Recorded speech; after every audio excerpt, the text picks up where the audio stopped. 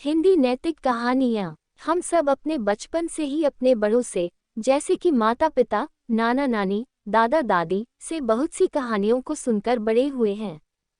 प्राचीन काल से ही कहानियों का सुनना और सुनाना हमारे देश की परंपरा रही है। हमने देखा है कि अक्सर गांवों में, जहां मनोरंजन के लिए बहुत कम साधन होते हैं, वहां लोग नैतिक कहानियां और कविताओं को गाकर या सुनाकर बच्चों का मनोरंजन करते हैं।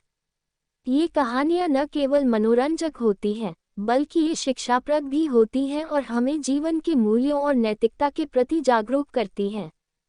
आपको बता दें कि हिंदी साहित्य में कई ऐसे लेखक हुए हैं जिन्होंने शिक्षा लाभप्रद ऐसे छोटी छोटी नैतिक कहानियां लिखी हैं।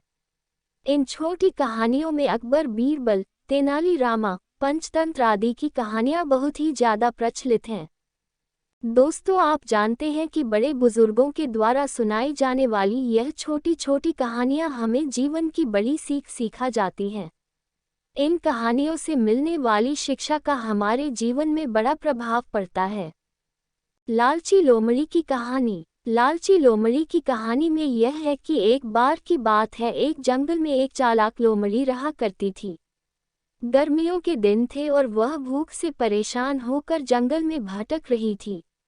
बहुत देर जंगल में भटकने के बाद लोमड़ी को एक खरगोश मिला।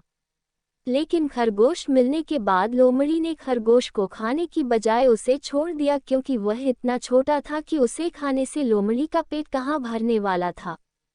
इसके बाद लोमड़ी आगे बढ़ी, फिर से जंगल में भटकने लगी। कुछ देर जंगल में भटकने के बाद भूखी लोमड़ी को एक हिरन दिखा। हिरन को देखते ही लोमड़ी के मुंह में पानी आ गया। लोमड़ी हिरन को पकड़ने के लिए उसके पीछे दौड़ने लगी। लोमड़ी ने अपनी पूरी ताकत से हिरन का पीछा किया, पर हिरन लोमड़ी की पकड़ में नहीं आया। अब लोमड़ी खाने की तलाश में बहुत ही थक चुकी थी।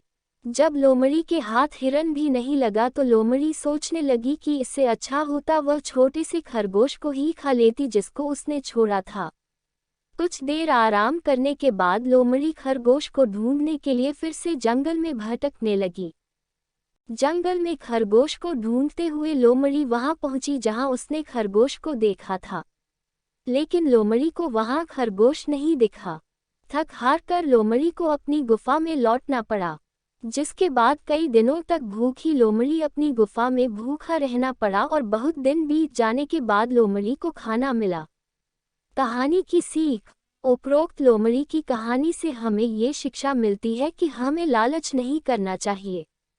यदि लालच के बिना संतोषी जीवन जीते हैं तो आप सुखी रहते हैं। हिंदी में लालच के प्रसिद्ध मुहावरा भी है कि लालच बुरी बला है।